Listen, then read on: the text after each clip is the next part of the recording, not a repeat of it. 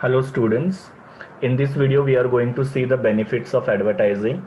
Now benefits of advertising are divided into two parts. First is benefits of advertising to the business firm, that is the advertiser, and second one is benefit of advertising to the consumer. So in this particular video we are going to see the first part, that is benefit of advertising to the business firm. So we'll start. Now first benefit of advertising is introduction of the product. Okay, जब आपका product नया होता है तो advertising की वजह से क्या होता है कि आप नए प्रोडक्ट के बारे में कस्टमर्स को इन्फॉर्मेशन प्रोवाइड कर पाते हो, और जब कस्टमर को आपके प्रोडक्ट के बारे में इन्फॉर्मेशन मिलती है then customer they will demand your product. Yes ना. सो नए प्रोडक्ट को कस्टमर परचेस करते हैं because advertising provides the information about the new product. ना यहाँ पे एग्जांपल आप लोग देख सकते हो, इंदुलेखा हेयर ऑयल. ओके, ये प्रोडक्ट अगर हम लोग देखेंगे तो अगर कुछ साल पहले अगर देखेंगे तो दिस वाज नॉट देयर, ये काफी नया प्रोडक्ट मार्केट में इंट्रोड्यूस किया है. बट आज के टाइम पे हम लोग ये प्रोडक्ट को अच्छे से जानते हैं कि it is a ayurvedic hair oil. Okay, जो आपका हेयर फॉल को कंट्रोल करता है, and all this is because of the advertising. So now people have started knowing this particular product, people have started demanding this particular product is because of the advertising. वैसे आप लोग देखते हो कि Trivago जो online hotel booking का website है, इसके बारे में भी कुछ महीने पहले लोगों को नहीं पता था, but because of their continuous advertising, okay, लोगों को इनके बारे में इंफॉर्मेशन मिल गई and people have started demanding that service also. So ऐसे नए प्रोडक्ट को इंट्रोड्यूस करने में एडवर्टाइजिंग जो होता है वो हेल्प करता है. दूसरा है मॉडिफाइज एटीट्यूड. ना मॉडिफाई एटीट्यूड का मतलब क्या होता है? Changing the attitude. ना कभी कभी क्या होता है कि प्रोडक्ट की कंट्रोवर्सीज वगैरह हो जाती है और कस्टमर का जो प्रोडक्ट की तरफ एटीट्यूड होता है वो नेगेटिव हो जाता है. जैसे आप लोग यहाँ पे देख रहे हो कि मैगी का रिसेंट कंट्रोवर्सी, ओके, जो लीड को लेके हुआ था और जिसकी वजह से लोगों ने मैगी का कंजम्पशन करना स्टॉप किया था because of the negative attitude develop by the people. But फिर बाद में उन्होंने वापस से एडवर्टीजमेंट किया, उन्होंने अपना पूरा प्रोडक्शन प्रोसेस बताया and they insured people that the Maggi is safe now. Okay, और वापस से उन्होंने क्या किया, अपना जो मार्केट है वो कैप्चर कर लिया, करना शुरू कर दिया. सो इस तरीके से जो नेगेटिव एटीट्यूड लोगों का डेवलप हुआ था वो मैगी ने वापस से पॉजिटिव में कन्वर्ट किया with the help of advertising. Same issue had happened with the Pepsi and also there was a issue with the Dairy Milk. जैसे डेयरी मिल्क का जो पहले पैकेजिंग था वो अलग था, जिसकी वजह से उसके अंदर क्या होने लग गया था, वॉर्म्स आने शुरू हो गए थे. फिर डेयरी मिल्क का जो इमेज था वो नेगेटिव हो गया था, और फिर उन्होंने क्या किया कि उसका पैकेजिंग पूरा चेंज कर दिया. मिस्टर अमिताभ बच्चन को as a brand ambassador use करके उन्होंने वापस से जो मैगी की नेगेटिव एटीट्यूड डेवलप हो चुकी थी उसको पॉजिटिव में कन्वर्ट किया. और आज आप देख रहे हो कि मैगी हो या डेयरी मिल्क वगैरह हो, ये सब का काफी ज्यादा अच्छा एटीट्यूड लोगों का डेवलप हो चुका है and people are buying this product nowadays also. दूसरा होता है कि जब कभी नया प्रोडक्ट मार्केट में आता है तो लोगों का एटीट्यूड जो होता है न्यूट्रल होता है. जैसे मैंने आपको अभी थोड़ी देर पहले ट्रिवागो का एग्जांपल वगैरह दिया कि people are confuse whether to buy that product और नॉट. तो वो कंफ्यूजन को हम लोग बोलते हैं न्यूट्रल. तो एडवर्टाइजिंग करके आप लोग क्या कर सकते हो, ये न्यूट्रल एटीट्यूड को भी पॉजिटिव में कन्वर्ट कर सकते हो, जिससे लोग क्या करते हैं, आपके नए प्रोडक्ट के लिए डिमांड करते हैं. ओके, सो एडवर्टाइजिंग जो है वो आपके कस्टमर जो है उनके नेगेटिव एटीट्यूड को भी पॉजिटिव में कन्वर्ट करता है, प्लस न्यूट्रल एटीट्यूड जो नए प्रोडक्ट के तरफ होता है उसको भी ये लोग क्या करते हैं, पॉजिटिव इन एटीट्यूड में डेवलप करते हैं. Next one is brand image. Okay, now brand image is nothing but the image of the product in the mind of the customers. आप लोग क्या करते हो, कस्टमर के माइंड में एक प्रोडक्ट की इमेज क्रिएट करते हो. जैसे मैंने यहाँ पे एग्जांपल्स भी दिए हुए हैं कि हेड एंड शोल्डर, इसका इमेज कैसा है, गेट रीड ऑफ डैंड्रफ. तो जैसे ही डैंड्रफ की बात आती है तो पहला शैम्पू हमारे दिमाग में आता है हेड एंड शोल्डर. या जब बाथरूम क्लीनर की बात करते हैं तो पहला नाम दिमाग में आता है हार्पिक. सो कस्टमर के माइंड में आप लोग क्या कर रहे हो, एडवर्टाइजिंग के थ्रू इस तरीके से ब्रांड की इमेज क्रिएट कर रहे हो कि भाई बाथरूम साफ करना है तो I need to purchase the Harpic. If I want to get the rid of dandruff I should buy Head and Shoulder. Okay, वैसे अगर मुझे अच्छी hand writing, dark hand writing चाहिए तो मुझे अप्सरा पेंसिल यूज करनी चाहिए. या मुझे कोने कोने में हवा, ऐसा उषा फैन ने अपना एक इमेज क्रिएट किया हुआ है. तो ये सारी जो इन्होंने इमेज क्रिएट की है, it is because of the advertising. People have started knowing these brands because of the advertising. So advertising की वजह से लोग आपके ब्रांड को जानते हैं और इसके पीछे आपका पर्पज ये है कि वो ब्रांड का सेल्स बढ़े. ओके, तो सेल्स बढ़ने के लिए आप लोग ब्रांड इमेज क्रिएट करते हो, जिसके लिए आप एडवर्टाइजिंग की हेल्प लेते हो. Then brand loyalty. ना ब्रांड लॉयल्टी में दो चीजें आती है, एक तो repeat purchase of the product, मतलब कस्टमर्स आपके प्रोडक्ट को बार बार परचेस करते हैं, और दूसरा recommendation of the product to the others, मतलब कस्टमर आपके प्रोडक्ट के बारे में दूसरों को भी बताते हैं because they themselves are satisfied with the product. ना ज्यादातर घरों के अंदर हम लोग देखते हैं कि कोलगेट, पैराशूट हेयर ऑयल या फिर डेटॉल का हैंड वॉश, ये सब प्रोडक्ट यूज करते हैं because customers are using this product again and again, because इनकी एडवर्टीजमेंट रिपीटेटिवली हम लोग को टेलीविजन के ऊपर और दूसरे मीडिया के थ्रू हम लोग को दिखाई देती है। सो इसकी वजह से कस्टमर्स क्या हो चुके हैं, ये ब्रांड्स को लॉयल हो चुके हैं, they are buying this product again and again. Okay, और फिर बाद में क्या होता है कि कुछ प्रोडक्ट ऐसे होते हैं कि जो हम लोग खुद भी परचेस करते हैं और दूसरों को भी रिकमेंड करते हैं कि ये प्रोडक्ट काफी अच्छा है करके। सो एडवर्टाइजिंग आपका ब्रांड इमेज क्रिएट करता है और ब्रांड लॉयल्टी, मतलब ब्रांड के तरफ ईमानदारी भी डेवलप करने में हेल्प करता है।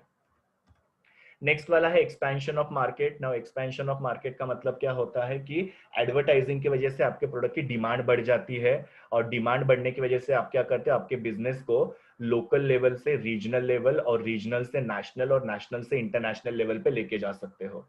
सो advertising is very essential to increase the demand of product which in turn helps you to expand the market of your business. Okay, अभी काफी सारे जो बड़े बड़े बिजनेसमैन है जैसे रिलायंस वगैरह है, तो इन्होंने स्मॉल स्केल से ही अपना बिजनेस शुरू किए थे और धीरे धीरे एडवर्टाइजिंग करके उन्होंने अपने मार्केट को जो है इंटरनेशनल लेवल पे लेके गया है। Okay, so now these companies are known at international level, it is because of the advertising. Corporate image. Now corporate image का मतलब क्या होता है, इमेज ऑफ योर फर्म। मैंने आपको थोड़ी देर पहले ब्रांड इमेज के बारे में बताया था, जो था आपके इमेज ऑफ द प्रोडक्ट। यहाँ पे आप आपके कंपनी की या आपके फर्म की इमेज क्रिएट कर रहे हो, और फर्म की इमेज क्रिएट की जाती है इंस्टीट्यूशनल एडवर्टाइजिंग के through. Now what is institutional advertising, जहां पे आप लोग क्या करते हैं, फर्म के नाम को हाईलाइट करते हो। ओके, नाउ क्यों हम लोग को कॉर्पोरेट इमेज क्रिएट करना है या क्यों हम लोग को इंस्टीट्यूशनल एडवर्टाइजिंग करना है, क्योंकि हम लोग को सपोर्ट चाहिए रहता है स्टेक होल्डर्स का। नाउ स्टेक होल्डर का सपोर्ट मतलब क्या, stake holders are your investors, customers, employ, share holder, society, या तुम्हारे सप्लायर्स वगैरह होते हैं, जो क्या करते हैं, आपको इन्वेस्टर्स फंड प्रोवाइड करते हैं, कस्टमर आपके प्रोडक्ट को परचेस करते हैं, एम्प्लॉयज आपके यहाँ पे जॉब करते हैं, अच्छे क्वालिटी के प्रोडक्ट बनाते हैं, सप्लायर टाइम पे आपको रॉ मटेरियल सप्लाई करता है। इसकी वजह से आपका बिजनेस जो स्मूथली रन करता है। ओके, सो एडवर्टाइजिंग जो होता है वो क्या करता है, आपकी कॉर्पोरेट इमेज क्रिएट करता है, जिसकी वजह से सारे स्टेक होल्डर आपको सपोर्ट कर रहे हैं, और उसके सपोर्ट की वजह से आपका बिजनेस स्मूथली रन होता है और ग्रो भी होता है। Okay, so advertising corporate image में भी हेल्प करता है। Then improvement in quality. ना इंप्रूवमेंट इन क्वालिटी का इनडायरेक्ट रिलेशन होता है एडवर्टाइजिंग के साथ, कि एडवर्टाइजिंग की वजह से डिमांड बढ़ता है, डिमांड की वजह से कंपनी का प्रॉफिट बढ़ता है, और प्रॉफिट का कुछ हिस्सा जो होता है वो कंपनी क्या करती है, क्वालिटी इंप्रूवमेंट के लिए या क्वालिटी डेवलप करने के लिए यूटिलाइज करते हैं। जैसे कि सपोज कंपनी को बहुत ज्यादा प्रॉफिट हुआ, तो सारा का सारा प्रॉफिट जो होता है कंपनी ऐसे ही कंज्यूम नहीं करेगी, उसको क्या करेगी, उसका कुछ हिस्सा जो है वो रिसर्च एंड डेवलपमेंट या एम्प्लॉयज के ट्रेनिंग के लिए या अच्छी टेक्नोलॉजी परचेस करने के लिए यूज करेगी, और जिसकी वजह से कंपनी के प्रोडक्ट का क्वालिटी इंप्रूव होगा, और जिसकी वजह से कंपनी अच्छे क्वालिटी के गुड्स जो कस्टमर को ऑफर कर पाएगी, जिससे कस्टमर का स्टैंडर्ड ऑफ लिविंग भी बढ़ जाएगा। ओके, सो कंपनी का डिमांड बढ़ता है एडवर्टाइजिंग की वजह से प्रोडक्ट के लिए, प्रॉफिट बढ़ता है, और प्रॉफिट का कुछ हिस्सा क्वालिटी के इंप्रूवमेंट के लिए यूटिलाइज किया जाता है by purchasing new technology, by training to the employees and by undertaking research and development activities. So ऐसे इनडायरेक्टली क्वालिटी के ऊपर एडवर्टाइजिंग का इंपैक्ट होता है। Face competition. Now market is all flooded with the products. There are variety of products available in the market. आप soap देखोगे, बहुत सारे कंपनीज के सोप अवेलेबल होते हैं, बिस्किट्स देखो या कोई भी नमकीन वगैरह आप लोग देखो, या फिर डिटर्जेंट पाउडर्स, ओके, कपड़े के ब्रांड, फुटवेयर के brands, there are so many brands available in the market. So advertising की वजह से आप लोग क्या कर सकते हो कि आपके कस्टमर्स को आप अट्रैक्ट कर सकते हो और आप कंपटीशन को फेस कर पाते हो। पर अगर आप एडवर्टाइजिंग नहीं करोगे तो डेफिनेटली आप कंपटीशन को फेस कर पाओगे नहीं। जैसे मार्केट में आप लोग देते हैं कि कोलगेट है, डेटॉल है, एरियल है, बाटा वगैरह है, ये सारे ब्रांड जो है वो काफी सालों से मार्केट में टिके हुए हैं, या फिर ये लोग अपने कॉम्पिटिटर के साथ कॉम्पीट कर पाते हैं बिकॉज ऑफ द एडवर्टाइजिंग। आप देखते हो through out the year in लोगों की एडवर्टीजमेंट आती रहती है, जिसकी वजह से लोग क्या करते हैं, इनके ब्रांड को पसंद करते हैं परचेस करने के लिए। Increase in sales. Now advertising क्या करता है, कस्टमर्स को इन्फ्लुएंस करता है, कस्टमर को इंड्यूस करता है, कन्विंस करता है। ओके इसकी वजह से क्या होता है कि कस्टमर जो हो आपके प्रोडक्ट के लिए डिमांड करते हैं। नाउ कैसे इंड्यूस करता है या कैसे इन्फ्लुएंस करता है एडवर्टाइजिंग, तो अलग अलग प्रमोशनल स्कीम शो किए जाते हैं। जैसे कि आपको पता है संतूर के ऊपर पेन फ्री मिलता है, या टाइड के ऊपर फॉर एग्जांपल 10% डिस्काउंट है। ओके या फिर आप प्रेस्टीज कुकर का देखते हो कि प्रेस्टीज कुकर के ऊपर आप नया कुकर लेके जाओ पुराना कुकर देके, ऐसा प्रमोशनल स्कीम दिखाया जाता है। या आप कोई भी कूपन वगैरह आपको न्यूज़पेपर में आता है, वो अगर आप लेके जाओगे तो आपको इतना डिस्काउंट मिलेगा। तो ये सारे प्रमोशनल स्कीम जो होते हैं वो एडवर्टाइजिंग में यूज किए जाते हैं, और जिसको लोग इन्फ्लुएंस होके आपके प्रोडक्ट का जो है वो डिमांड बढ़ता है, जिससे आपके कंपनी का सेल भी बढ़ जाता है। And the last one is economies of scale. ना इकोनॉमीज ऑफ स्केल ये समझना बहुत जरूरी है। यहाँ पे देखो इकोनॉमीज मतलब क्या होता है, सेविंग या बचत, और स्केल का मतलब क्या होता है, लार्ज क्वांटिटी। नाउ जब आप एडवर्टाइजिंग करते हो तो एडवर्टाइजिंग की वजह से आपके प्रोडक्ट का डिमांड बढ़ता है। ये देखो इसके थ्रू मैं आपको बताता हूँ कि एडवर्टाइजिंग की वजह से डिमांड बढ़ता है, जिससे आपका प्रोडक्शन कैपेसिटी बढ़ता है। प्रोडक्शन बढ़ेगा तो आप ज्यादा रॉ मटेरियल परचेस करोगे। मतलब पहले आपका बिजनेस बहुत ही स्मॉल स्केल में था तो आप कम रॉ मटेरियल परचेस करते थे, अभी आपका बिजनेस जो लार्ज स्केल में है, इसकी वजह से आप ज्यादा रॉ मटेरियल परचेस करते हो। ओके और उसकी वजह से क्या हो रहा है कि आपको ज्यादा रॉ मटेरियल परचेस करने की वजह से डिस्काउंट्स वगैरह मिलते हैं। जैसे कि पहले आप सिर्फ 100 यूनिट परचेस करते थे, सपोज आपको 40 रुपए में पड़ता था, अभी आप 1000 यूनिट परचेस करते हो, तो आपको अभी वो रॉ मटेरियल कितने में मिलता है, 30 रुपए में। तो पर ये यूनिट जो है आपका 10 रुपया बच रहा है, तो 1000 के ऊपर आपका कितना बचेगा, 10,000 रुपीज। Yes no.